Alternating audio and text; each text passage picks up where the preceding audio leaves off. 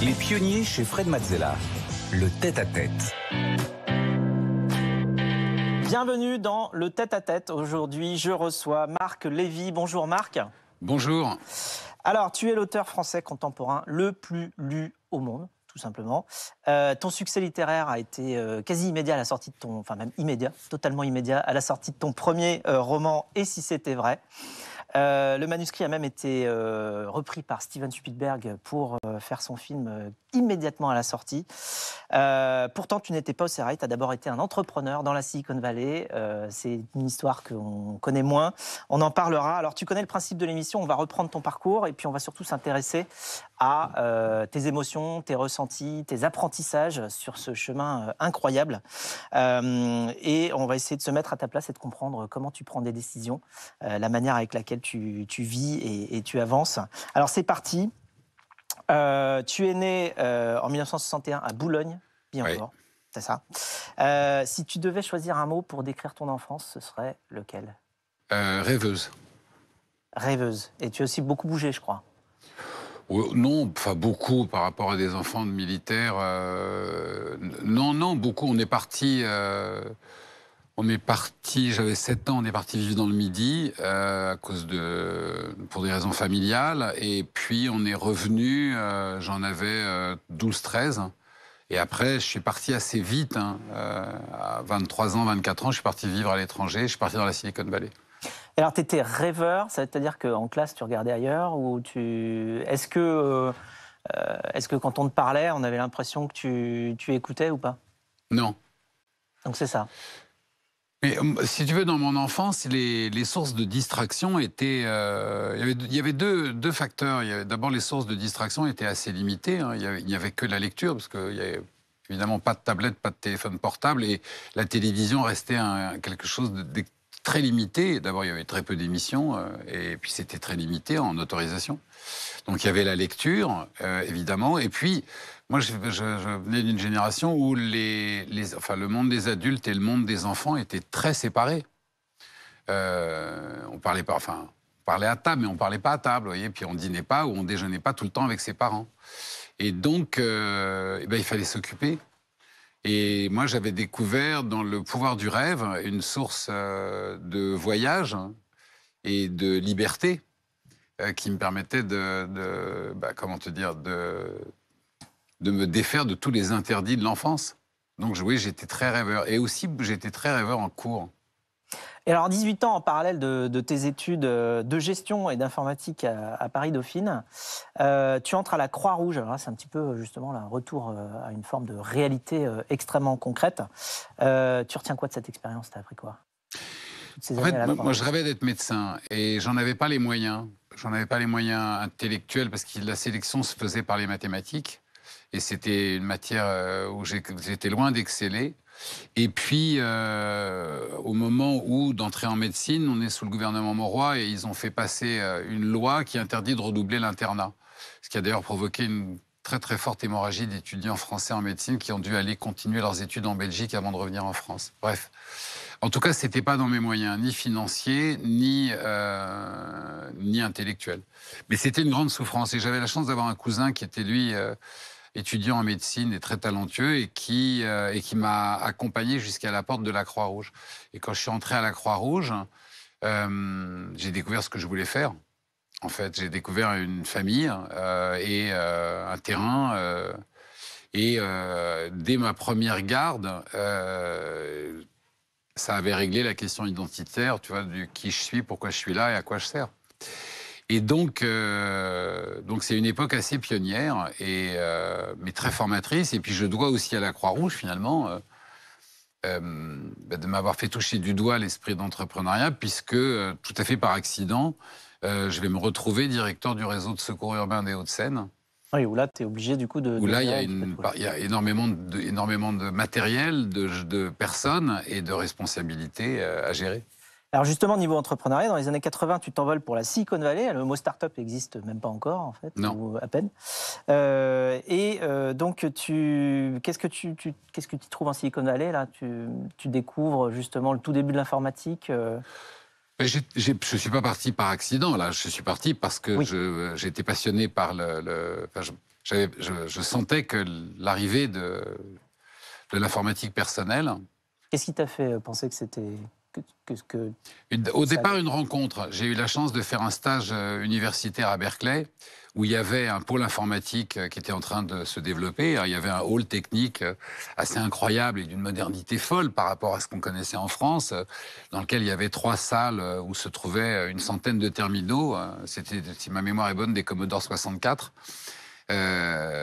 Et un jour, je travaille dans ce hall, un soir très tard, il est 1h du matin, et je suis seul dans la salle. Et sur mon écran s'affiche « Bonjour » en anglais. C'était qui? Et donc, c'était pas l'ordinateur, c'était quelqu'un. Ouais, et donc ça fout la trouille, parce que vous voyez, oui, c'est dit quelqu'un me regarde. Shining, je dis mais qu'est-ce que c'est que ça? Mettez-vous dans le contexte, à l'époque, il n'y a pas d'internet, il n'y a pas de portable, il n'y a pas... Ça. Et donc, je dis, mais qui est là? Et la réponse très simple, c'est un autre étudiant, je suis dans la salle d'à côté. Le premier WhatsApp. Et là, je ne sais pas pourquoi, mais je comprends que le monde va changer. Ouais, ça va basculer. Mais comme je pense que maintenant, à partir de cette année, l'intelligence artificielle va changer le monde. Ah oui, là, il y a eu avec ChatGPT et puis maintenant... Oui, non, mais ça va on voit bien que c'est en train de vraiment changer le monde, je ne sais pas comment. Et là, c'était pareil, je ne savais pas comment, et je me disais, le monde va changer. C'est impossible que tout ne change pas avec cet outil. Et alors, tu fondes aussi une entreprise, du coup, dans la foulée de traitement d'images qui s'appelle Logitech. Tu rêvais de pouvoir faire plein de choses grâce à l'informatique, notamment réparer les humains. Puisque tu pensais voir la capacité de développer un processeur capable de substituer aux liaisons neuronales et capable de rétablir les liaisons de la moelle épinière. Donc rien que ça, c'était quand même un projet très ambitieux. Tu crées ensuite une autre société, donc là tu étais vraiment parti sur un chemin entrepreneurial. Tu montes un cabinet d'architecture. Oui, alors il faut dire la vérité, entre les deux, je me retrouve avec mes mains dans les poches et j'ai tout perdu. Hein. Oui, c'est le yo-yo de l'entrepreneur. Oui, non, mais c'est important, c'est pas, il n'y a pas de suite. En fait, oui, il y a quand même un fil conducteur, c'est-à-dire que de la Croix-Rouge et d'avoir été en contact avec des vies brisées par des accidents, naît un projet qui est à l'époque utopique, qui était de me dire mais peut-être que l'informatique va pouvoir aider à réparer les humains. Et donc, ce qui me fait partir dans la Silicon Valley, c'est l'envie de développer dans la prothèse informatique. Être capable de greffer des bras où un coprocesseur assurerait la liaison entre les nerfs reliés au cerveau et le membre. Et un jour, peut-être, de réussir à greffer dans l'urgence un coprocesseur capable de rétablir les liaisons de la moelle épinière. Alors c'est une utopie, mais quand Jules Verne rêve d'envoyer un homme sur la Lune, c'est une utopie. Et puis... ça va devenir une réalité. Donc c'était le rêve. Bon, on était sous-équipés, on n'avait pas les moyens de financement pour, et ça va se transformer en recherche, enfin sur le traitement de l'image de synthèse, parce que là aussi on rêvait de mettre au point la première échographie en 3D, et ce qui pour l'époque et les moyens technologiques de l'époque étaient totalement utopiques, mais l'intention y était. Puis après, faute de financement et probablement de talent de gestionnaire, on se casse la gueule. Et donc, je rentre en France avec plus rien en poche et même des cautions bancaires au dos, mais aussi un petit garçon qui vient de naître. Donc, il faut se mettre à travailler. Donc, je pars travailler sur les chantiers. La seule chose que j'ai, qui me reste dans mes poches, c'est mes mains. Et heureusement, j'ai appris à travailler avec et je suis bricoleur. Donc, je pars travailler sur des chantiers où je vais poser des cloisons. Et donc là, je passe j'ai une époque assez incroyable pour moi, parce que je passe de la vie d'entrepreneur dans la Silicon Valley et je deviens ouvrier, poseur-jointeur sur des chantiers à Créteil. Et je vais faire ça pendant 1 an, parce qu'il y a une urgence, j'ai pas le droit au chômage, puisque j'étais entrepreneur. Et donc, il faut que je nourrisse mon enfant, quoi. Donc, voilà, je pars travailler tous les matins. Et puis, il y a une rencontre parce que la vie est souvent faite de rencontres et du talent des autres. Et en vivant sur les chantiers, je me rends compte de l'incroyable désorganisation et perte de flux, de matière et d'argent, parce que les chantiers sont désorganisés. Et là, tu te dis, tout ce que je sais en informatique pourrait servir à amener un peu d'efficacité dans tout avec 2 amis, l'un qui est ingénieur et une autre qu'on va rencontrer, qui est une jeune architecte extrêmement talentueuse. on se dit, mais si on informatise le processus de conception des locaux, ça va être une révolution. Et ça va en être une, parce qu'en fait, on va mettre au point un logiciel, on va mettre au point une technique, et en 5-6 ans, on va devenir le premier cabinet d'architecture de bureau de Paris. Et on termine des gros chantiers d'immeubles au moment où Bouygues rend cette vie, sans rancune. Depuis, ils ont rattrapé le retard. Non, mais vous voyez là aucune... Mais à l'époque, c'est vrai qu'on prend, on prend une avance. Hein. Ça ne veut pas dire qu'on est devenu gros comme Bouygues, hein. Mais notre bureau d'études travaille plus vite. Et donc, tu avais en parallèle quand même, évidemment, l'envie de vivre d'autres expériences. Et en 2000, à 38 ans, tu publies ton premier roman que tu as écrit, donc qui s'appelle « Et si c'était vrai », qui est un succès immédiat, et que tu as écrit aussi parce que, justement, tu avais tellement d'histoires à livrer, mais aussi un peu sous la pression, quelque part, de tes amis qui te disent « Mais tes histoires sont incroyables ». Alors, comment ça se passe, cette arrivée du premier roman C'est un accident. C'est-à-dire que, en fait, à l'époque, je suis un papa seul. J'ai toujours mon petit garçon qui est au centre de ma vie. Et le soir, j'avais pris l'habitude de lui raconter une histoire que j'écrivais et qui s'enchaînait. Et puis bon, un jour, il a eu 9 ans et il m'a fait comprendre que la télé était plus intéressante que les histoires de son père. Et ce moment, ces 2 heures que je passais dans mon bureau tous les soirs à lui écrire l'épisode du lendemain, me manquent horriblement. Et donc me vient l'idée, non pas du tout d'écrire un livre et de le publier, mais me vient l'idée d'écrire une histoire à l'homme que deviendra un jour mon fils, avec l'idée de lui remettre le manuscrit quand il aura exactement l'âge que j'avais en écrivant l'histoire, et en ayant ce rêve fou que pendant le temps d'une lecture, on ait le même âge et qu'on soit les meilleurs copains du monde. Et donc j'écris, et si c'était vrai, sans aucune préméditation d'écrire un roman. Après... La chance va rentrer en ligne. Et encore une fois, des rencontres avec des gens qui comptent énormément. Ma sœur qui lit le manuscrit et qui me pousse à l'envoyer à un éditeur alors que j'y crois pas. Et ensuite, une femme incroyable qui est Suzanne Aléa, qui dirige le département des droits étrangers et qui croit tout de suite au manuscrit et qui, avant sa publication, l'emmène à Francfort, à la foire de Francfort, où le manuscrit va être détecté par Spielberg.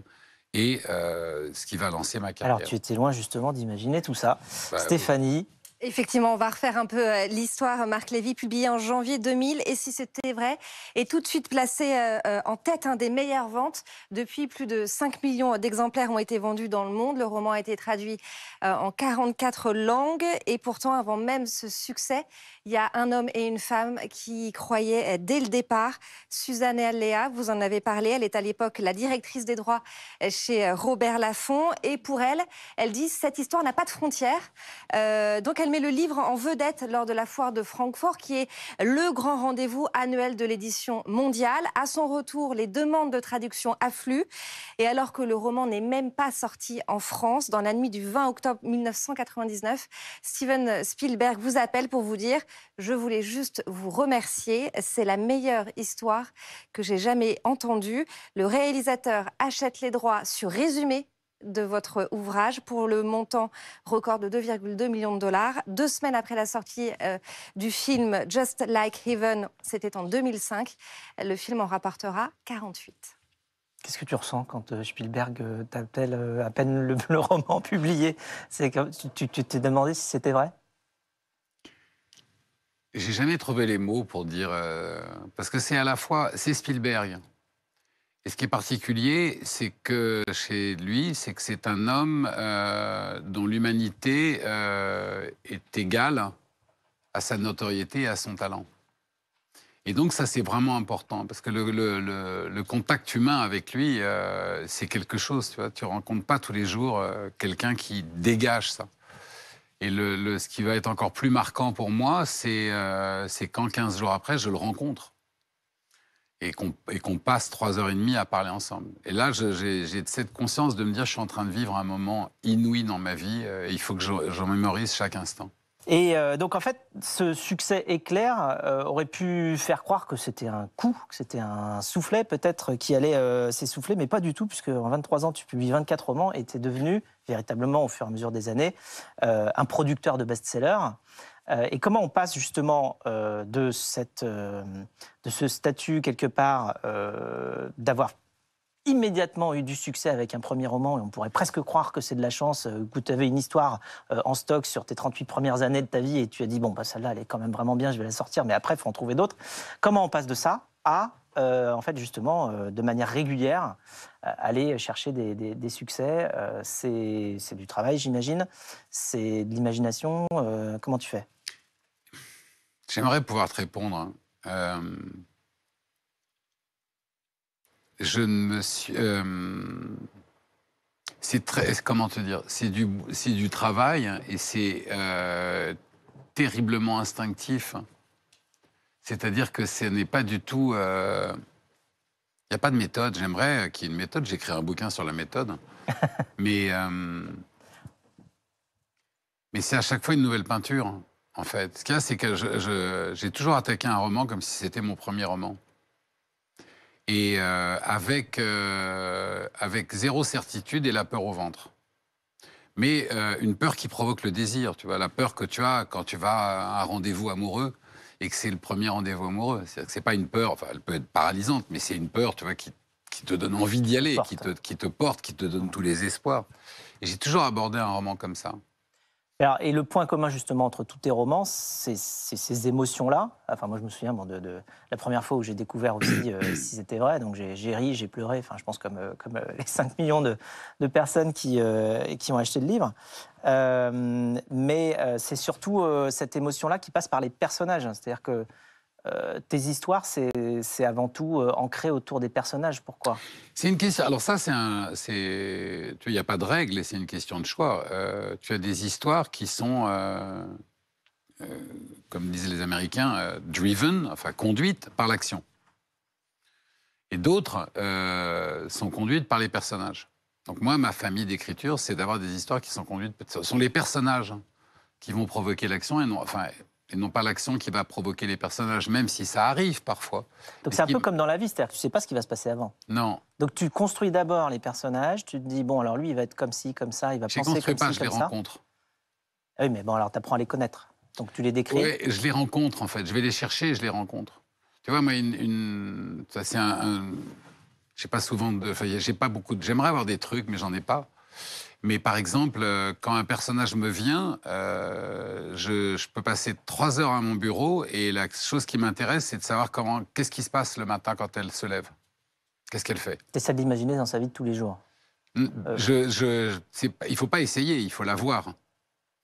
Et parce que c'est ça, si tu veux partir à la rencontre de quelqu'un, une fois que tu as passé le premier dîner amoureux, si tu veux qu'il y ait une histoire, il faut que tu poses des questions, il faut aller à la rencontre de l'autre. Mais tu fais ça avec tous les gens que tu rencontres dans la vie de tous les jours? Par exemple, est-ce que quand... J'ose pas demander, tu vois, j'aurais pas osé demander à madame, qu'est-ce que vous prenez au petit déjeuner? Mais si une femme devient un personnage de roman, j'ai cette position de me dire, comment est-ce qu'elle se réveille le matin? Qu'est-ce qu'elle fait? Est-ce qu'elle est en pleine forme? Est-ce qu'elle est toujours fatiguée? Est-ce qu'elle mange au petit déjeuner? Est-ce qu'elle mange seule? Est-ce qu'elle parle? Est-ce que c'est une taiseuse? Est-ce qu'elle est de bonne humeur? Est-ce qu'elle est de mauvaise humeur? Est-ce qu'elle est heureuse de commencer sa journée? Est-ce qu'elle n'est pas heureuse de commencer sa journée? Parce que tout ce que je viens de te raconter, ce sont les petites choses de la vie. Et ce sont les petites choses de la vie qui sont les genèses des histoires. Mais malgré cet immense succès auprès des lecteurs, on ne peut pas appeler ça autrement, c'est un succès même planétaire, tu n'as pas échappé à la critique, puisque la critique, elle, était un petit peu différente. Stéphanie? Effectivement, malgré le succès, immense succès populaire, 50 millions de livres vendus dans le monde, la critique tire à boulet rouge sur vos romans. Cette critique, surtout parisienne, Germano Pratine, vous accuse de détourner le lecteur de l'essentiel. Plus récemment, Le Figaro a publié un article intitulé « Marc Lévy contre Guillaume Musso, qui est le plus nul ». Une attaque qui est très mal passée, tant auprès des lecteurs que du milieu littéraire, suscitant indignation et consternation. Une opposition que résume très bien un libraire. En France, on a tendance à éreinter les auteurs qui vendent bien et à donner des prix à des écrivains illisibles. Il n'y a pas de question dans ce que vous... La question, c'est comment on prend la critique. Enfin, quelque part, il y a un côté complètement décalé. Alors, je vais essayer d'être très rapide sur cette question. D'abord, par rapport à cet article qui a été publié, il y a une chose qui est beaucoup plus importante que tout ce qui peut être dit sur Guillaume ou sur moi. C'est la liberté qu'a eu ce journaliste de pouvoir écrire son article. Et à l'époque où la presse est interdite et sanctionnée dans un très très grand nombre de pays, eh bien, moi, jamais, vous voyez, je n'aurais souhaité qu'on interdise à ce journaliste, je ne sais pas qui c'est d'ailleurs, de publier son article. Après, je veux dire, la vulgarité, l'inélégance ou la vacuité du propos, ça lui appartient, ça le regarde, c'est son truc à lui. Mais il a pu le publier, et comme je suis un fervent amoureux de la liberté de la presse, ça me... Voilà, vous voyez, je préfère 1000 fois qu'il ait publié ça, plutôt qu'on lui ait interdit de le publier. Donc ça, c'est pour la réponse sur la chose. La deuxième chose, c'est que quand on parle de la critique, écoutez, quand la critique vous éreinte, elle vous rend un grand service. Soyons humbles 2 secondes. Ce qui est finalement le plus attristant quand on s'expose, c'est l'indifférence. Oui, c'est-à-dire que... Moi, je me souviens, je le racontais en me marrant, je me souviens d'une époque où il y avait un grand critique littéraire parisien qui, non seulement posait une phrase vacharde sur moi toutes les semaines dans Le Point, comme si j'étais un peu son obsession. Et puis chaque année, à la sortie d'un de mes romans, il écrivait 4 pages pour dézinguer le roman. Et moi, je trouvais ça très touchant parce que, moi, je pensais pas du tout à lui toutes les semaines, et j'aurais jamais passé 4 heures ou une semaine de ma vie pour écrire 4 pages. Donc, la critique qui vous dézingue, c'est aussi une critique qui vous porte attention. Est-ce que c'est aussi pour exister quelque part que tu penses que les critiques, parfois, justement, vont prendre quelque chose qui est extrêmement aimé, populaire, connu, pour aller contre le vent dominant et essayer de s'attirer quelque part du trafic pour eux aussi sur leurs commentaires. Ça les regarde. C'est pas à moi de juger de leur intention. En tout cas, moi, je sais que la critique m'a rendu un service parce que finalement, le fait de ne pas faire l'unanimité, c'est une formidable école d'humilité. Et que, bon, bah, écoute, c'est comme ça, quoi. Tu vois, si tu plais à tout le monde en même temps, c'est que t'es assez lisse. Enfin, tu vois, ou alors là, pour le coup, c'est que... Alors, on a une question de Laetitia Beauvillain pour toi, que tu connais bien. Bonjour Marc, c'est Laetitia. Est-ce qu'il y a un rêve que tu n'as pas encore réalisé? Et si oui, lequel? Heureusement. Le jour où j'aurai plus de rêve, qu'on m'éteigne. Donc, non, mais bien sûr qu'il y a plein de rêves. D'abord, le rêve de continuer à écrire, le rêve d'être surpris, le rêve qu'à la fin de ma vie, mes enfants disent que j'ai été un bon père. Voyez, et puis le rêve de garder jusqu'à la fin de mes jours l'étincelle d'humanité que mes propres parents m'ont confiée, sans jamais commettre un acte qui l'éteigne. Le rêve de toujours travailler en prenant mon travail très au sérieux, mais sans jamais, moi, me prendre au sérieux. Tu as aussi un dernier roman qui vient de paraître justement en novembre, toujours aux éditions Robert Laffont. Et tu parlais d'éteindre tout à l'heure, il s'appelle justement « Éteignez tout et la vie s'allume ». Est-ce que tu veux nous en dire quelques mots, ce qui t'a poussé à écrire ce nouveau livre et ce qu'on y trouve? Ce qui m'a poussé à écrire, d'abord, je pense, une immense envie de tendresse, d'amour et d'optimisme. Mais surtout, c'est un livre où j'ai eu envie de parler de la façon dont on se regarde soi-même et dont le regard qu'on porte sur soi-même change à partir du moment où on se redécouvre dans le regard de l'autre et pas dans le regard des autres. Tu vois, on vit une époque qui n'existait pas dans mon livre où on fait des selfies, mais le selfie, c'est un renvoi de notre propre image. On peut coller des filtres. Mais se sentir désirable ou indésirable, se sentir jeune ou vieux, se sentir aimable ou mal aimable, se sentir dans l'échec ou dans la réussite, c'est le regard de l'autre qui provoque ce ressentir. Tu peux, quand tu te regardes dans un miroir et que tu regardes tes yeux dans un miroir, tu vois les rides. Mais si quelqu'un te regarde dans les yeux et voit tes yeux, alors les rides s'effacent. Parce qu'il y a une lumière qui se projette sur toi. Et donc, c'est quelque chose dont on parle très peu. On parle beaucoup de s'aimer soi-même. Et je crois que c'est beaucoup plus subtil que ça. Parce que c'est dans l'amour qu'on reçoit des autres qu'on attrape et qu'on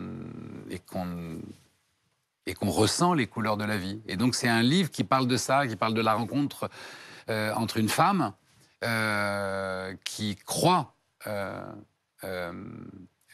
être en train de tourner la dernière page de sa vie de femme, pas de sa vie tout court, mais de sa vie de femme, et un jeune homme qui, lui, tourne les premières pages de sa vie d'homme, et leur rencontre et la façon dont l'un et l'autre se regardent va tout changer, pour l'un comme pour l'autre. Et tous les interdits de la société vont s'effacer devant la puissance de l'émotion que va créer le regard de l'autre.